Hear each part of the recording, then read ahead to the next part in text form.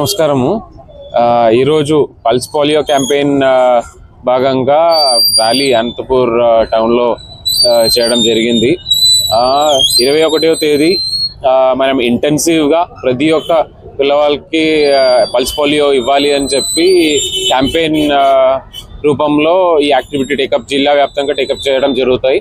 సుమారుగా 3 లక్షల పిల్లల దాకా టార్గెట్ చేస్తామని అనుకున్నాము. 3,80,000 వ్యాక్సిన్ డోసెస్ రెడీ చేయడం జరిగింది. ఇది కాకుండా దీని తర్వాత ఒకవేళ ఎవరైనా మిస్ అయిన కేసెస్ ఉన్నట్లయితే 22, 23వ తేదీ మాపప్ రౌండ్స్ కూడా పెట్టుకోవడం జరిగింది.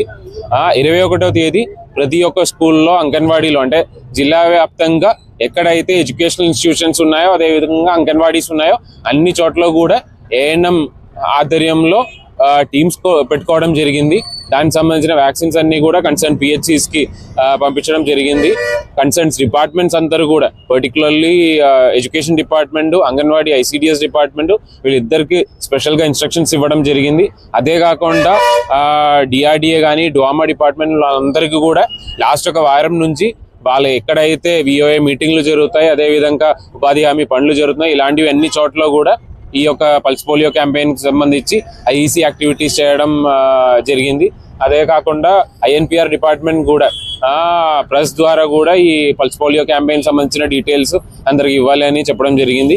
సో దానికి భాగంగా రేపు ఈ ప్రోగ్రామ్ ఉన్నాయి కాబట్టి ఈరోజు కర్టెన్ రైసర్గా ఈరోజు ఈ ప్రోగ్రామ్ చేయడం జరిగింది.